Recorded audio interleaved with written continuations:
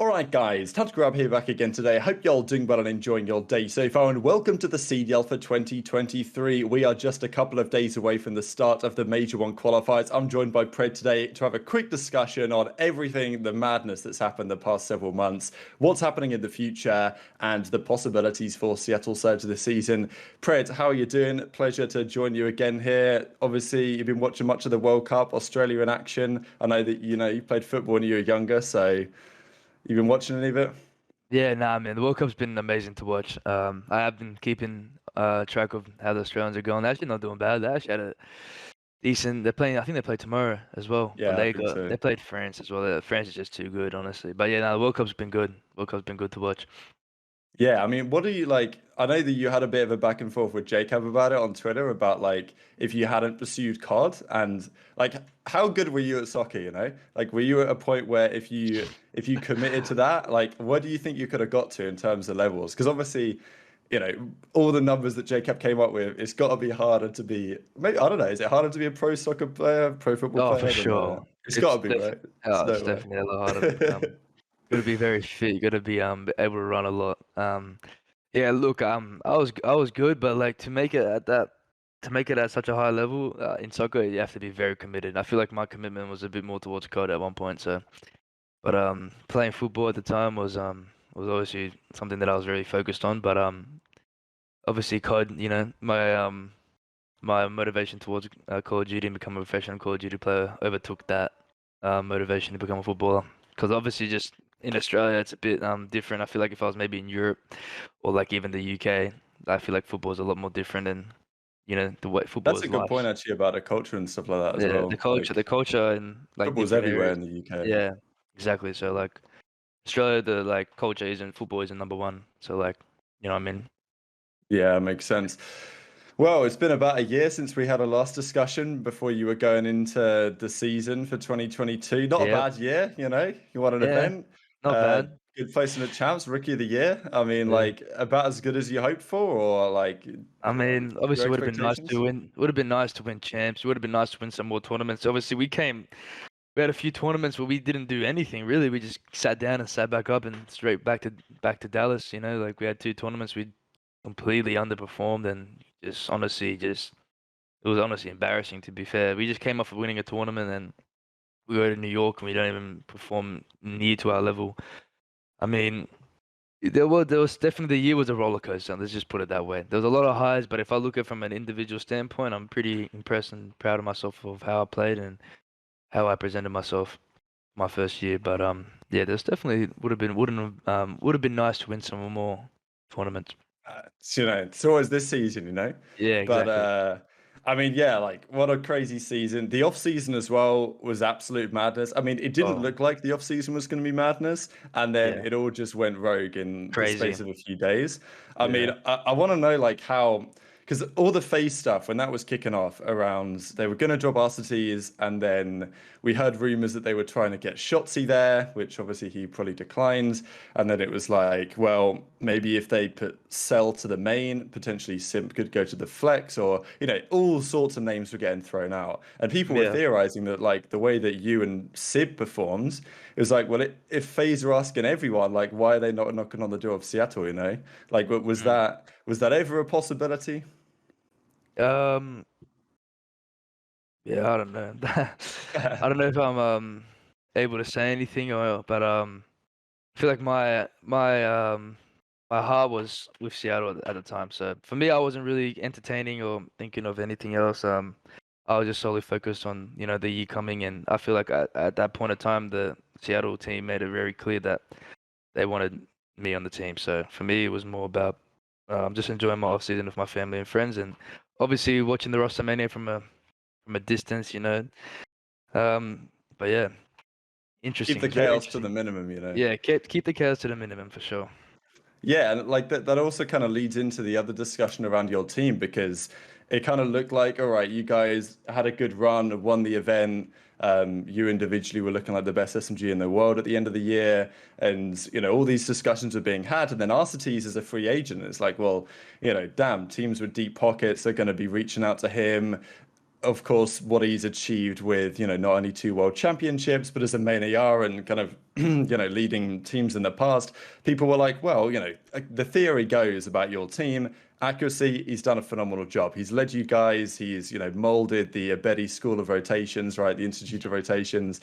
So, you guys have got that a year under his wing, the experience of doing that alongside him. And then the theory goes, well, bring in an AR with more firepower. Accuracy goes to be the head coach, can still lead you guys or whatever. And, that's something that people are entertaining. Obviously, you guys feel like accuracy is still the way to go and the main man for you guys going forward. Probably makes a lot of sense actually with the way this game plays, to be honest, without too much advanced movement. Yeah. But, was that ever a conversation or was it always like, Nah, no not doubt? at all. Soon as champs finished, we all sat in the room. We said, "Do you want to do this again? Do you want to run it back?" And we were just obviously at the time we were a bit, we just took a big L, came top 3. But like after a few days, we everyone was down to run it back. I feel like our team, we have a very good bond. Like we aren't just like we have like a I can't explain it. Like we go to like I don't know. We always hang out. Like we just have a good vibe in our team. We always want to hang out with each other.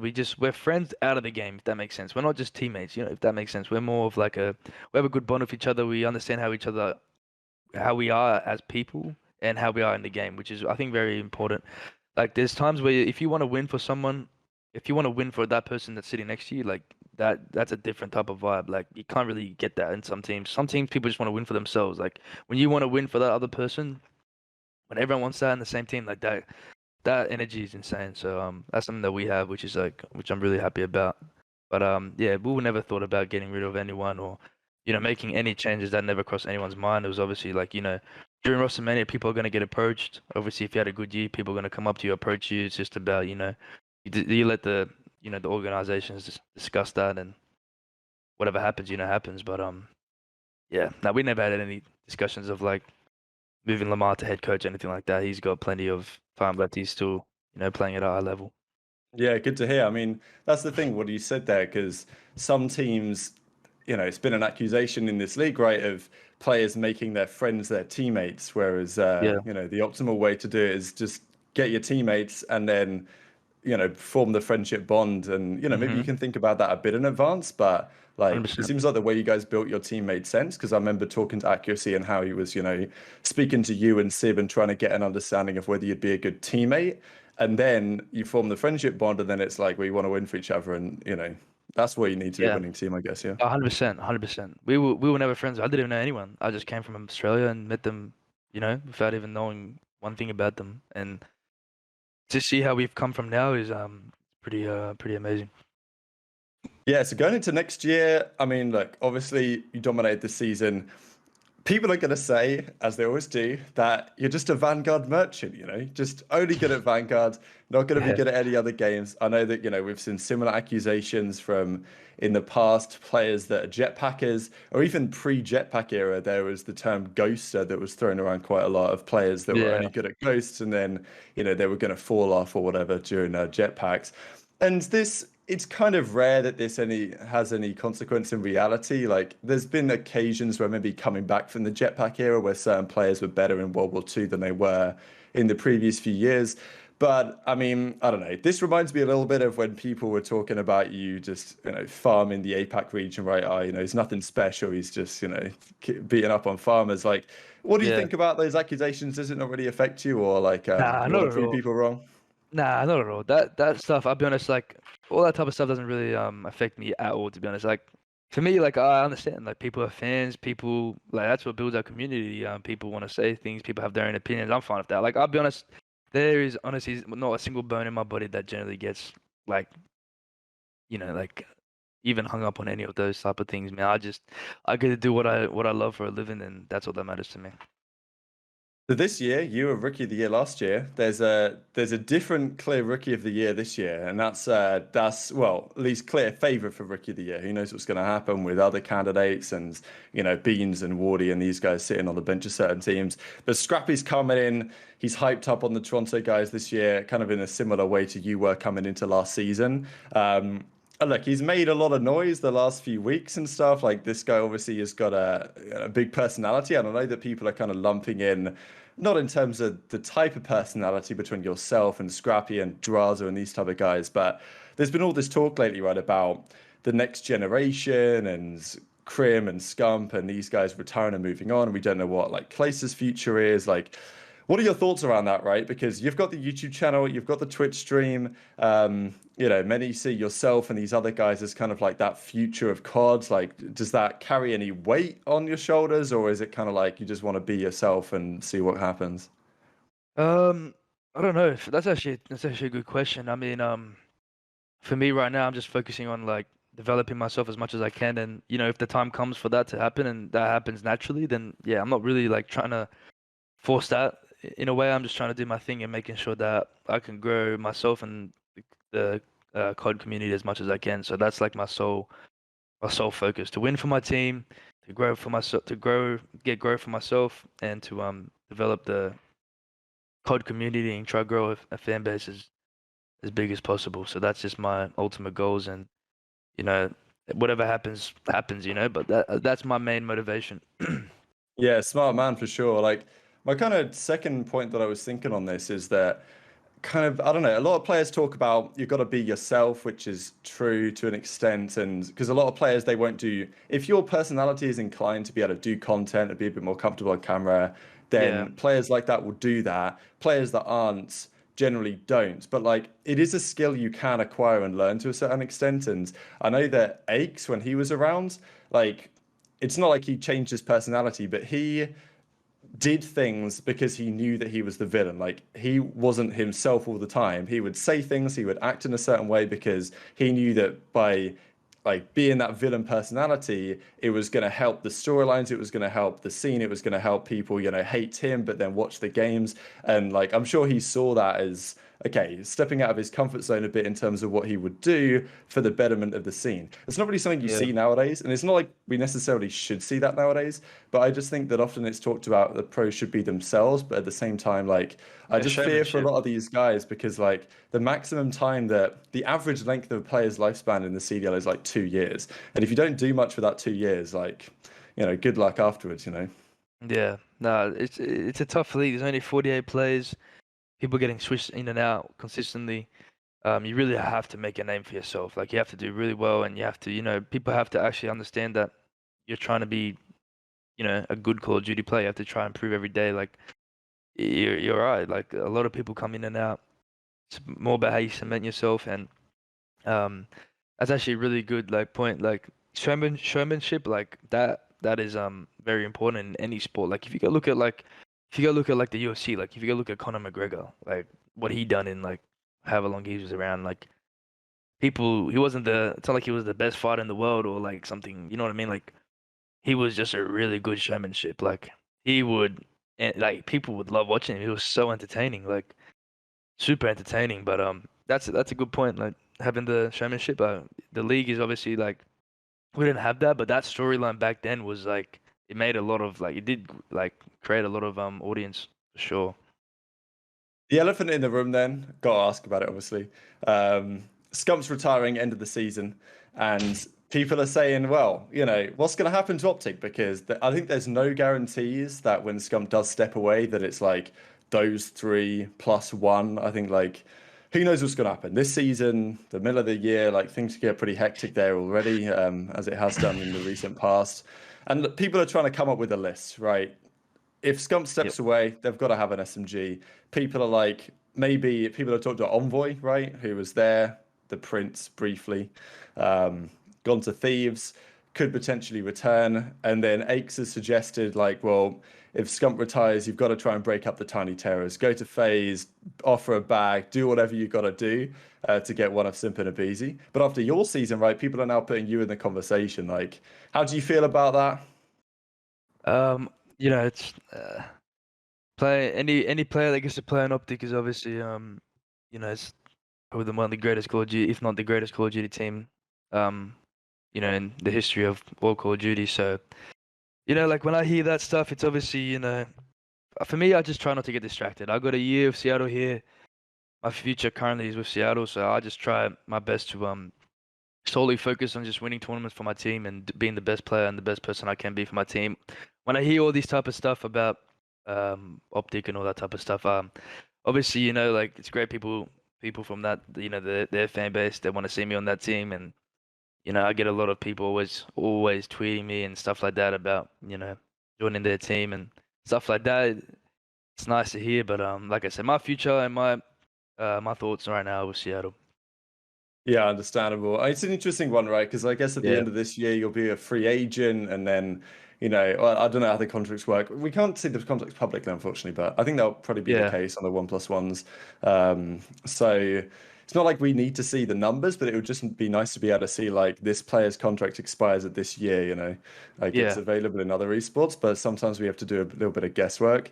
I mean, but like, even if that situation was come to pass, because obviously you did the eavesdrop recently with Hex, and like obviously people are in the comments, right? I mean, Yeah. understandably, but Yeah. like, you've shown you're good at dealing with pressure, right? And I feel like there's no in a theoretical world, there's no role which is more pressured as trying to replace Scump. Oh, for sure. I mean, his shoes are like no one can replace him. So like, if anyone says Scump's replacement, he's like, there's no one that can replace him. It's honestly impossible. But like in this current form, like someone would have to grow themselves, and if no one in this current form right now is developed and or anything like towards Seth's career and what he's built for Optic and Call of Duty. So no one's gonna be able to replace him. It's if someone can live up to it and eventually grow to the state of what he was. You know what I mean? So that's how I see it. But yeah, feeling those shoes it's honestly unfillable. So, but it would be insane. Whoever gets that, Absolutely, yeah. whoever gets that, whoever gets that spot it'd be insane. It's going to be big for sure. Yeah. Well, I mean, look, you've been in the league a season now. You made some good connections. I know that you have some fun back and forth with Donny Temp and some others. I mean, Yeah. is there a list of players you kind of got in your head, or people that you've been friends with that you haven't teamed with, obviously, having had your one team, but in future, you've got a long career ahead of you, you'd like to team up with? Honestly, I haven't thought about that. I honestly haven't really thought about that. Um, I feel like if me, Don, and Terry, TJ Haley, if us three had a team somehow, ever in the future, that'd be the funniest team ever. Like that would be the funniest. If we somehow wanted to, oh man, me, Don, and Terry, if we ever got a team one day in the future, that'd be just the funniest team in the history of Call of Duty. I feel like, but nah, those two are definitely funny, and that'd be a funny team. All right, awesome. Couple more questions to close out. Couple of fun ones here. People want to know, I'm sure, Pred versus Doug Martin, bench press contest. Who do you think's coming out on top? Two different contests, 100-meter sprint race, because there was also some talk lately on like who the quickest pro is, and I was actually trying to think about it myself. Like I feel like you've got to be kind of rapid, but maybe there's I'm others. quick, but I think Sib's the quickest for You sure. reckon Siv's quicker? Oh, Interesting. for sure. In the whole He's league? lightning. Oh, for sure. Without a doubt. He's lightning quick. I used to be quicker when I like stopped. Like when I was playing soccer all the time, I was quick, but I wasn't like supreme Mm. fast. I was quick, but I wasn't like insanely quick. But no, I think Sib's the quickest for the 100. The bench press. Maybe when I was going gym as active, when I was going gym all the time. So like before I became a pro, like when you become a pro, it's actually hard to go gym all the time. Honestly, like Yeah, we sure. scrim from like 11:30 a.m. until 8 p.m. So like you come home, you're exhausted, you eat, and then you just like either stream a bit or you sleep. You know what I mean? So it's actually really hard. But when I was going gym pretty frequently, I could bench pretty good. So What's the PR? What are we looking at? well, I do. You guys do pounds, right? Yeah, pounds is fine, yeah. I don't know pound. I do kilograms. Okay, yeah. We can Kgs. translate into Yeah. So I did like well, I never used to do the pole bench press, but I used to do the dumbbells, right? yeah, okay, And I yeah. used to be able to do 52 and a half each. 52 and a half That's kilos each. impressive for dumbbells. Chest dumbbell, like at least three to two reps. So like Not yeah, it's like bad. 100. Yeah, it was heavy, like 50 That's kilo, impressive for 52 on dumbbells, each hand. 100%. Yeah, and like That's that, big. and it's like yeah, I could do that by myself, 3 reps or something like that. So that was like my PR, personal best, PB. Sorry, but that was my yeah, that I'll was have to ask Doug at some point, and then yeah. I actually wonder what Doug's is. Now Doug's thing with Doug, he's really consistent. He's really which is like really like His hats off to routine him. is crazy. Yeah, Yeah, like his routine's the hot insane. Like yoga, the gym, like it's impressive. I'll give my hat off to him. Like his routine and mindset towards that is amazing. Like he's that's crazy. I could not be able to. I can't do that. For me, I have to have like when I was going gym, like it was just gym. You know what I mean? I can't have too Mm. many things going on. Like I have to like solely focus on one thing. It's either COD and I just perfect COD. You know what I mean? Or like streaming, perfect COD and streaming. Like having the gym as well, and then like trying to be like I can do it, but it's just hard to be consistent at it. Yeah, it could take your focus away, I guess. Yeah. All right, final question with the World Cup going on: Messi or Ronaldo? Ronaldo for sure. Not even a question. There's no debate for me in my head. It's Ronaldo. He is the record man. The records follow him everywhere he goes. He's that guy. Like he just is. Like Messi is obviously like they're the two. Like there will never be anyone greater than them two in soccer. Like it's always football. Sorry, it's always just gonna be them two. Like there's no one that's gonna be on their level. The records that they've set and all that type of stuff is just unreachable to be at that level for 10 years. But for me, Ronaldo. Yeah, it's kind of like Messi, the magic feat, the stuff he can do with the ball is unbelievable. But Ronaldo's just kind of got that different energy and different aura, I think. Like, Yeah. and that's like, I don't know, that's also counts for something. But Yeah, I mean, look at the Champions League titles he has, and all these type of things, like all these achievements. He's won the biggest tournaments. Like the Champions League's the biggest tournament. He's got 5 of them. It's like equivalent to like getting a ring in NBA. You know, like on the Euros, which is yeah, exactly. not a He won. small feat with Yeah, Portugal. Euros. There's so many good teams in that, and but yeah, he's achieved a lot, man, and he's still trying to do more. Yeah, well, there we go. That's where we're going to leave it for today. Appreciate your Yeah. time very much indeed. Any final thoughts for the fans out there wanting to cheer you on this season? Because look, you started out pretty strong. The expectations are high. Yeah, I just want to say, appreciate all the Seattle fans that, new ones, old ones, all the ones that came along last year. I hope you guys are going to keep supporting us and supporting me and my team throughout the year. And, we hope that we can bring another tournament win. I know Toronto, that major tournament was amazing. Like winning that tournament was probably one of the best, if not the best feelings in my life. So I hope we can do that again. And I appreciate you guys. Good to hear. Well, thanks all for watching. Hit the sub button on the channel, like the video if you enjoyed. As always, we'll bring you some more of these probably throughout the season, maybe some guests on some podcasts as well, whenever it seems appropriate to sit down with someone and have a chat about the future. We'll try and do that for all the boys. But yeah, thanks for watching as always. Take care, and we'll see you next time.